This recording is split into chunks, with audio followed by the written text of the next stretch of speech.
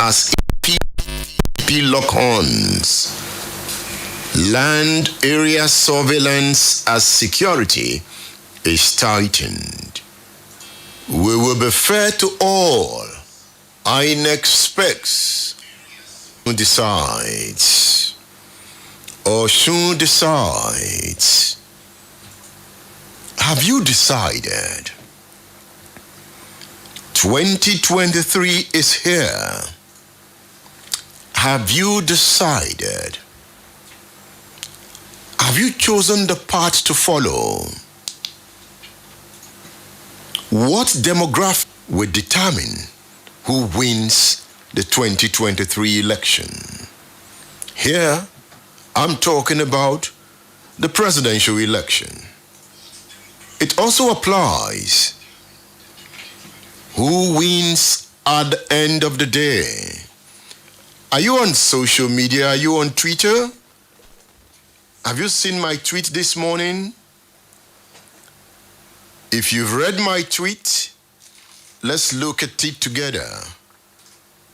I'm on State Affairs NG on Twitter. Can you please follow that Twitter page? State Affairs at State Affairs NG on Twitter. If figures of registered voters for the 2019 elections are considered, youths make up 51% of the 84 million voting population. Welcome to this class. Welcome to the Radio Man's class. That class where you have cordial student-to-student relationship. We are here to learn. You learn from me. I learn from you. I learn from your comments on my social media platforms. I learn from your phone calls. I learn when you leave a comment and you share. I'm happy I see you watching. Look at these figures again. If you are a young person, I'm talking to you directly.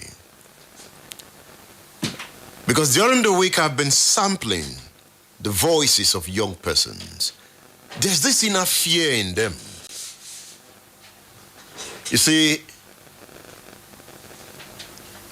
anybody can win this presidential election. Tinubu can win, Atiku can win, Peter Obi can win this election. Peter Obi is not an outsider in this election. The field is open. It can be anybody's game. Anybody can go home with a victory. And now you have what you call the divided establishment. But I'm not talking about the establishments today. Are you a young person listening? Look at this. Go on my social media pages. If figures of registered voters for the 2019 elections are considered, youths make up 51% of the 84 million voting population. 22% of these young persons are students.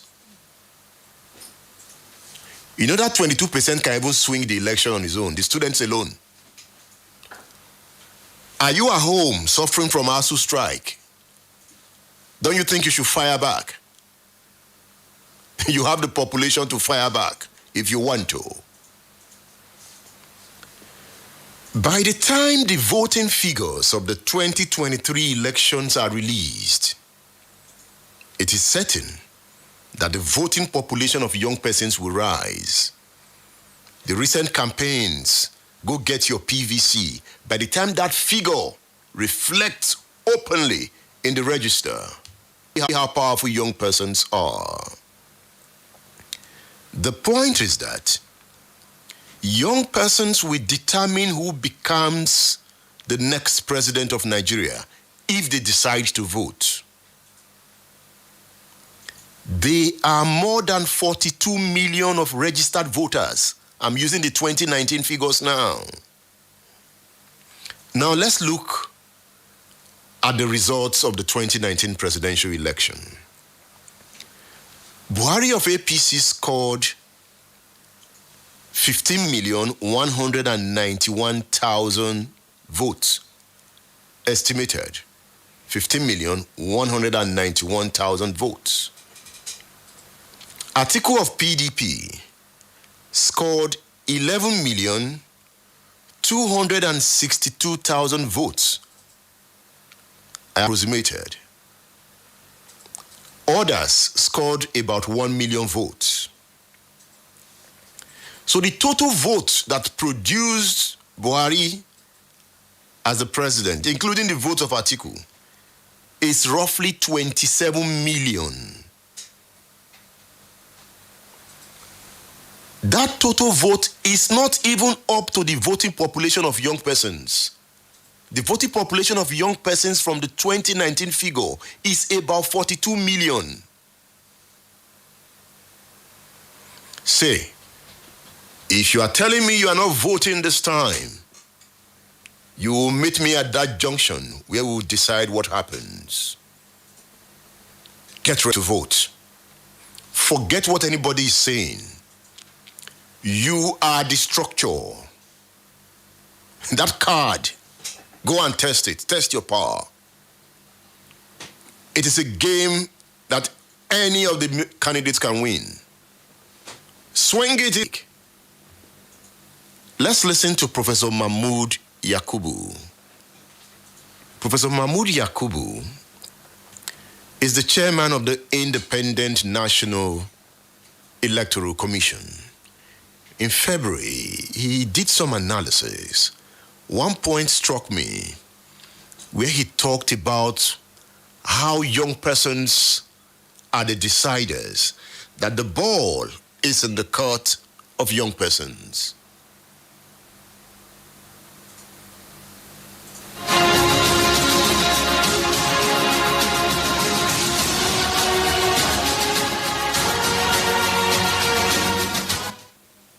All right, we're having some technical challenges here. We'll sort that out, and I'll bring you that insight.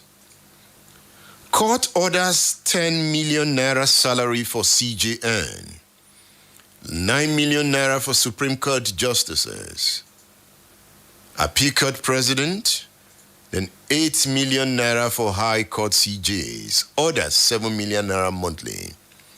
So the fact remains that our judges are poorly paid. We are all poorly paid. In a country where people are poorly paid and they are still riding big cars, they are corrupt. You don't need to start investigating. If a professor, or let's say a permanent secretary, is earning 400,000 naira and he has built houses, shops everywhere, he's corrupt. He's stealing from somewhere else. So if you want to stop corruption, you must pay people well. You place a policeman under the sun. From morning to night, and you give him 40,000 naira as salary. You are looking for trouble. And you have given him AK-47. Nah, you don't do that. You don't do that. Our minimum wage is too minimum. We need a leader that has the idea to correct that. It is time Nigeria got a philosophical leader. Leadership on rationality. It is time Nigeria got a mentally alert leader. To be mentally alert is to see things from the right perspective. In the last 22 years of democracy, We have not solved any fundamental problem bedeviling the country. Our university system is in doldrum. Electricity is getting worse by the day. We talk of petroleum scarcity forever. We debate subsidy forever. We have been talking about restructuring forever. It's a people who cannot solve their problems. It's also a question of leadership. A question of leadership. So are we ready now? All right. Young persons, listen to the chairman of Independent National Electoral Commission. Just like 2019, the forthcoming general election is also going to be the election of young people. Over 78% who registered are young Nigerians between the ages of 18 and 34. So it is their own election. Shola, let's play it again. Listen attentively. Just like 2019, the forthcoming general election of young people, over 78% of those who registered are young Nigerians between the ages of 18 and 34. So it is their own election.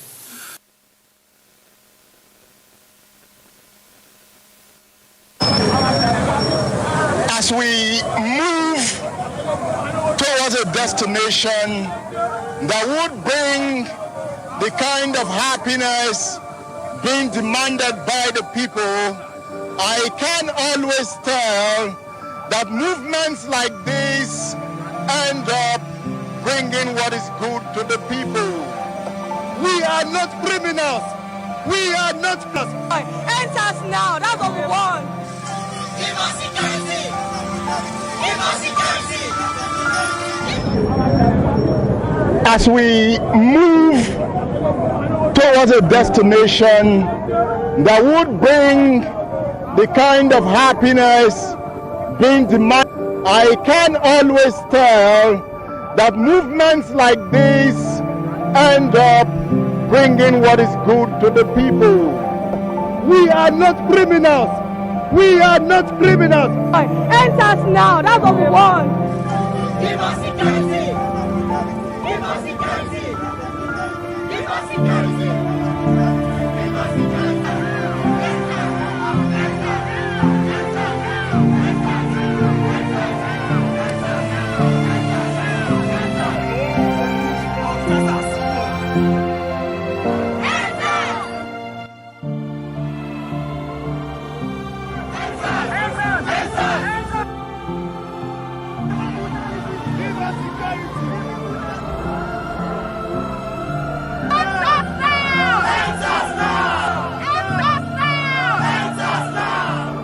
We want an end, and we don't want the deployment to any other force or unit again. We want an end to all SAS members, officers. Nothing, and we're still going through police brutality. I think that is the height of it, so we need to protest and tell people that we can't take it anymore. Enough is enough.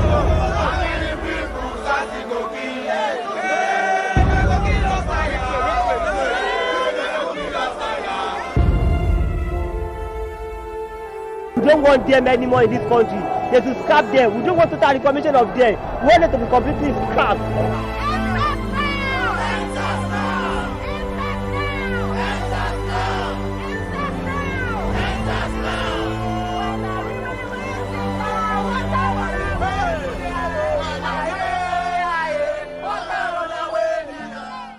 I'm tired. These people, they are not tired. And I'm willing, as much as they are willing. We are by default. You want to read that? You can turn to the bumper.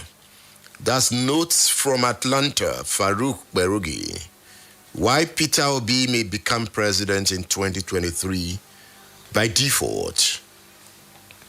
Impeachment or your CJ constitute panel to investigate deputy governor. Impeachment or your Chief Justice constitutes panel to investigate deputy governor. You will find that on the front page of The Nation. Young persons, listen attentively. If figures of registered voters for the 2019 elections are considered, youths make up 51% of the 84 million voting population.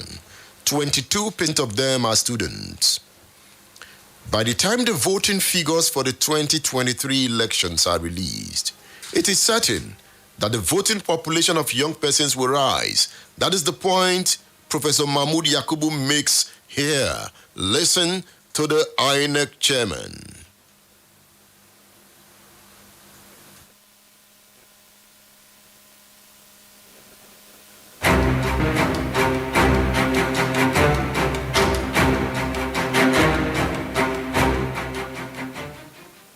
It's like 2019, the forthcoming general election is also going to be the election of young people.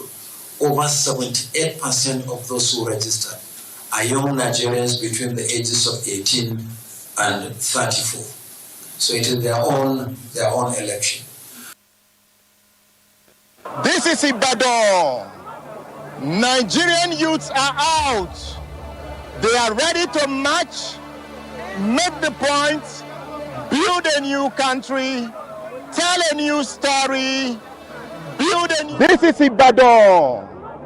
Nigerian youths are out. They are ready to march, make the point, build a new country, tell a new story, build a new land, and we are here to help take that story to a larger audience. You can see, end police extortion, end police brutality. SARS must end now. That is what they are saying. Yes. I think it's high time they should understand that this movement is beyond SARS. We need a better Nigeria. We are already tired of this country and we don't go abroad anymore. We want to feel free in our own country. Please, they should understand that. He wants to be free. Free in his own country. And he says they must understand that.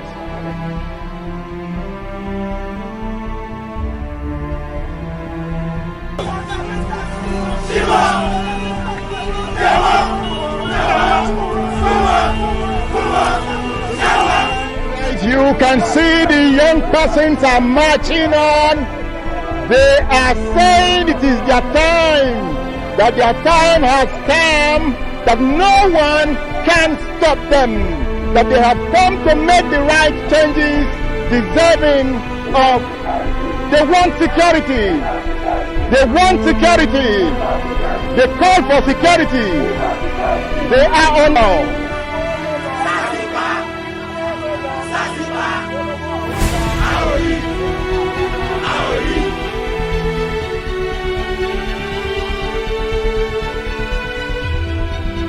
Our parents have refused to help us when there are time, so we are taking it upon ourselves to do it by ourselves right now. So the youth are not giving up. We are not giving any guidance. We will take this to the last breath of it. Even if it costs us to die, we are going to die for it. You are hearing this now. The youth will not take it anymore. They have made up in their power. For us, we are doing it ourselves. The battle their parents did not fight, they have come to fight that battle. It is game on here. Nigerian youths have woken up. It is time to change the status quo.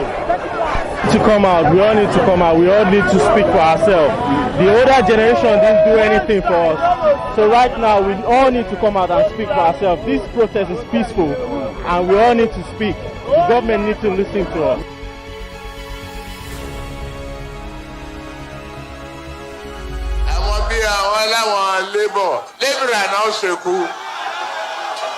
Ọlọ́run ní jẹ́ káyé ń dún ní lébìrà o. Àmín o.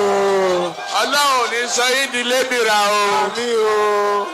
Ire lẹ máa bá délé o. Àmín o. Ire owó. Àṣẹ. Ilé ọmọ. Àṣẹ. Ire àlùbáríkà. Àṣẹ. Ẹ̀yin ló kàn. Bẹ́ẹ̀ni. Ẹ̀yin ló kàn. Àwa ni.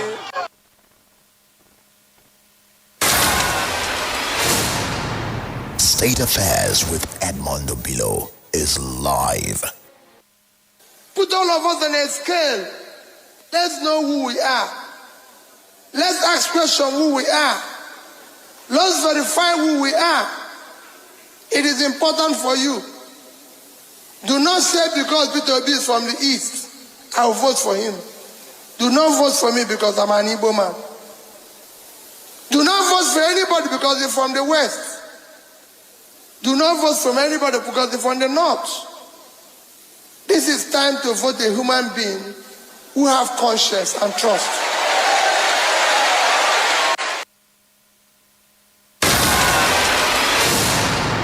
State Affairs with Edmund Obilo is live.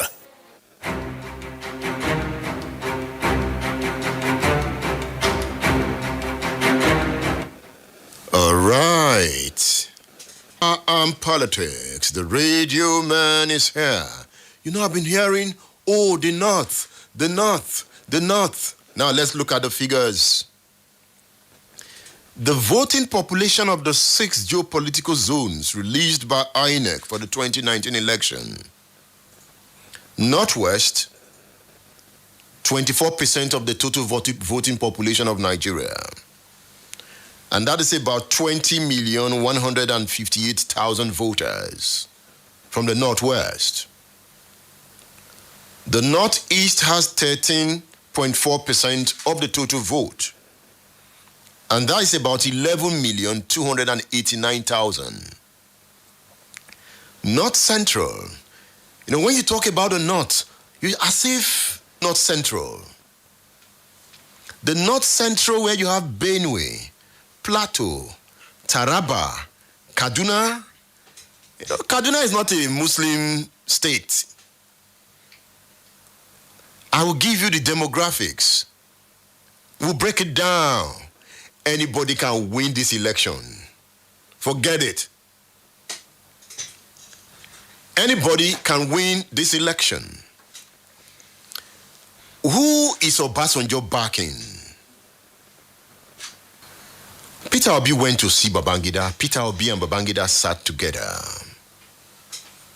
They all go to IBB. Have you asked why? Tinubu visited Babangida.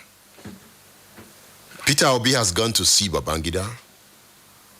What about Theophilus Danjuma? There is that establishment, the old generals. What are their plans? I need to let you know that. But Tinubu is an establishment on his own. So the 2023 battle of the establishments. Atiku Abubakar is an establishment. Obi has not attained the establishment status. But there's an establishment that is ready to back him. That analysis will come at some point. It's a complicated game. I was looking at the voting population of Christians. This Muslim ticket. Tinubu can navigate it. It's not a big deal. He can navigate it. It's also a big deal. You have 5 months. Within 5 months, Nigeria will unravel. If you are a supporter of Tinubu, Atiku, don't go to bed and say, no, we are winning this election. You might meet the surprise of your life. And if you are an Obi supporter, don't be overconfident. The Obi campaign still has a lot of ground to cover. The Obi campaign has not, landfall. I've not seen the boot on ground. For Obi to win the election, Obi must man all the polling stations. You know what it takes to man all polling stations in the country? It takes billions of naira. But Obi will not lack fund. Obi will not lack funding. Anyway, let's go back to the voting population. Southwest, You know, at the Northwest, with 24% of the total vote, Southwest is the next with 19.39% of the total vote. So Southwest is a swing geopolitical zone. Southwest can swing the pole. Southeast, 11.97%. That is about 10 million voters in the Southeast. There is the Obi Ginger. There's the Obi Ginger in the Southeast. So voting population in the Southeast will rise. And voting population in the Southwest will rise. One thing about northern voters, you might not see them on social media, but northern voters are always ready. In the north, they are politically alert 24 hours. Obi must find a way of navigating through that consciousness. South, 15.29%. You can see why Wike is bugaing Atiku. You know, Wike and Co are bugaing Atiku now as I'm talking to you. Sheyi Makinde, you know, you see Sheyi Makinde was not in Osun. He wasn't there. Atiku was there, Okowa was there, Diri was there. Sheyi was not there. Autumn, not there. Okezie Ikpeazu, not there, the governor of Abia State. The governor of Enugu State is not there. Those are the 5 PDP governors taking on Atiku. It is possible they will settle with Atiku. It is also possible. In politics, anything can happen. Because I'm looking at Sheyi. If Sheyi decides to back Tinubu, what happens to his gubernatorial ambition? Yes, they are negotiating with Tinubu. If these P guys go and back Tinubu, what will happen to Sheyi? Remember the mistake AD governors made in 2007. AD governors went to back a president and PDP swept the Southwest. Only Tinubu was left standing.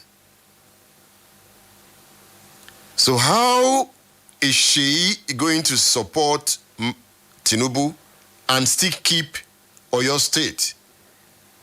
If he takes Teslim Folani for granted, that's his own business.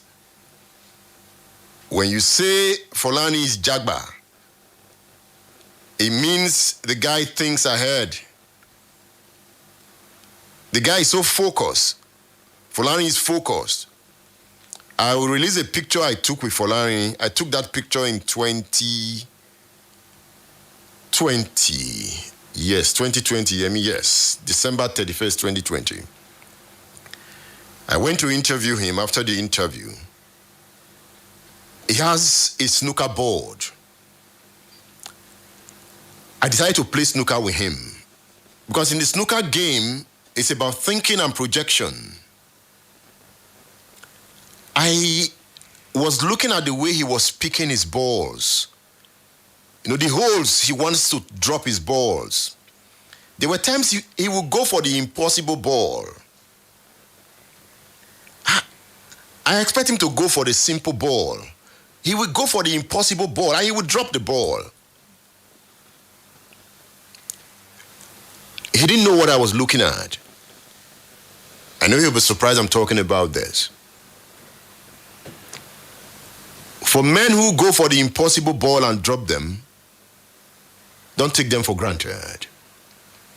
You know, this politics has gotten to the point, it's not about what you even want to bring to the table. It's about sentiment. It's about sentiment. You know, even if you look at the voters, who care if you want to big skyscrapers? They just have other things that interest them. And Nigeria will continue to remain underdeveloped if you continue to vote on the basis of those sentiments. All right. Now, look at this story. Who is in my class? The radio man's class. Is Reverend Koye in this class? I think Reverend Koye should be in this class. Buhari has told the military, go get them. Get the terrorists that broke Kuje prison.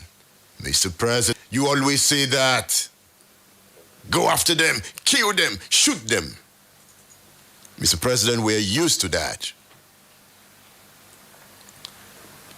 President Buhari is disappointed in everybody but himself.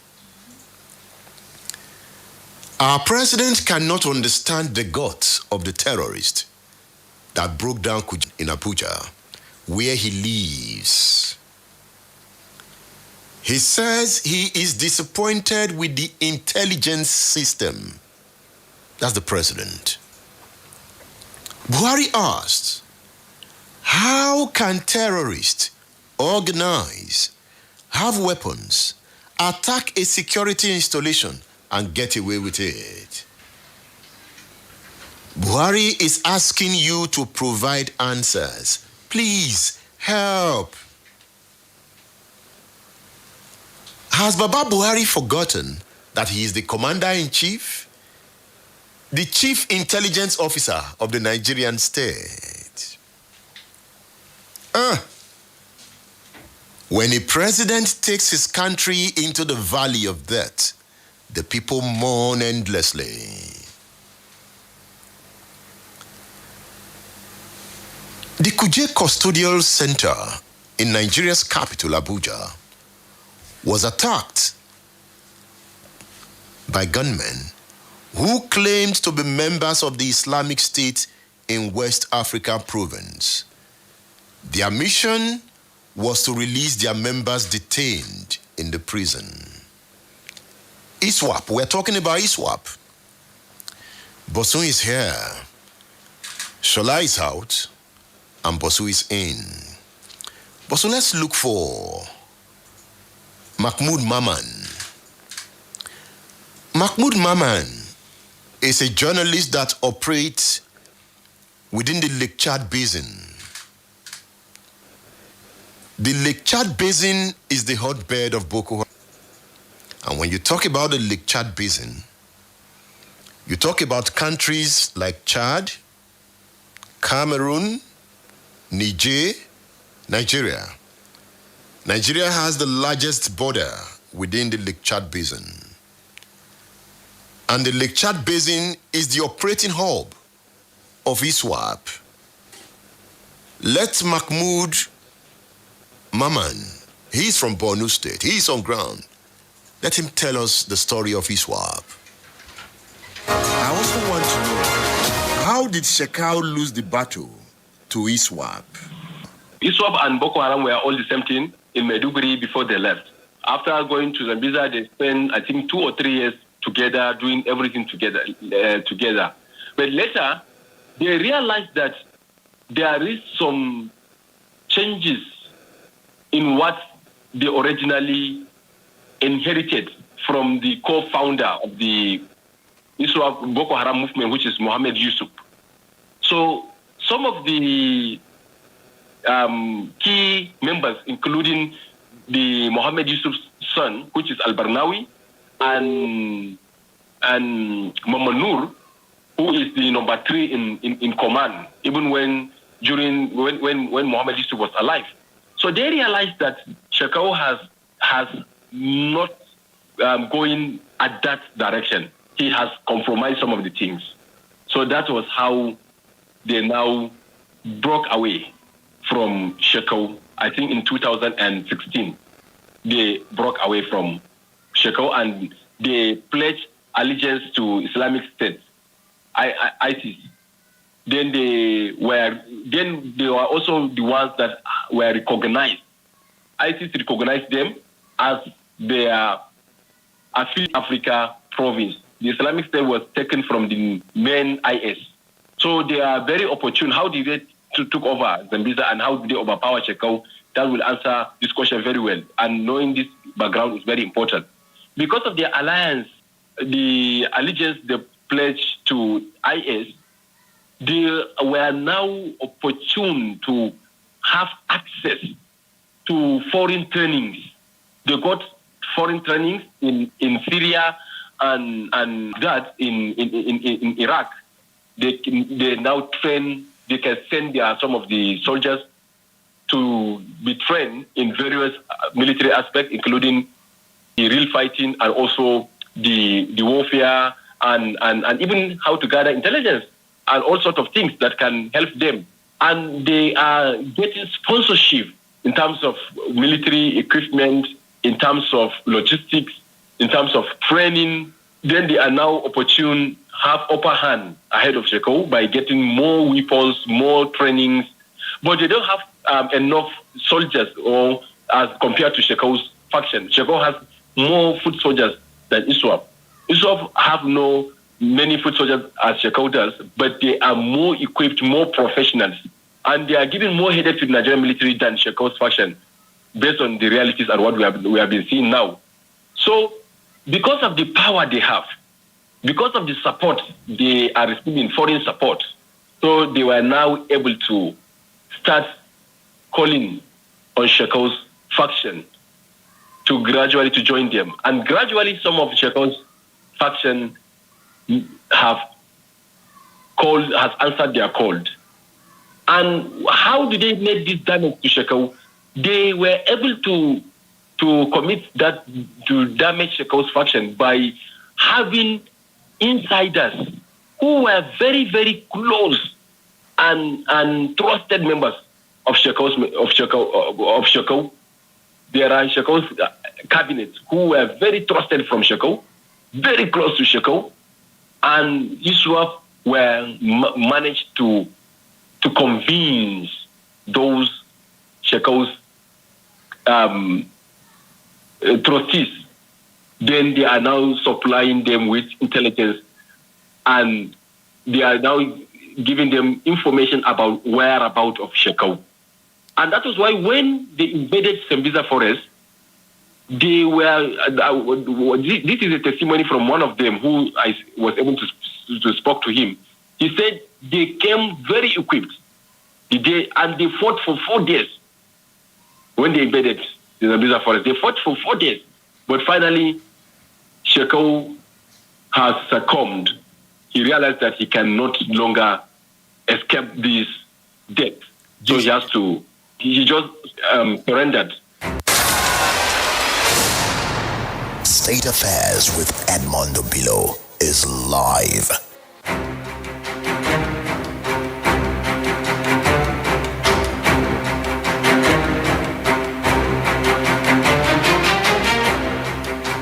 The Boko Haram crisis. Revealing interview. Soon I'll be uploading them on my YouTube account. So, channel. Remember, we are streaming live on YouTube at the moment. Subscribe to the channel and get ready to listen to investigative stories that I will be unleashing on that page soon.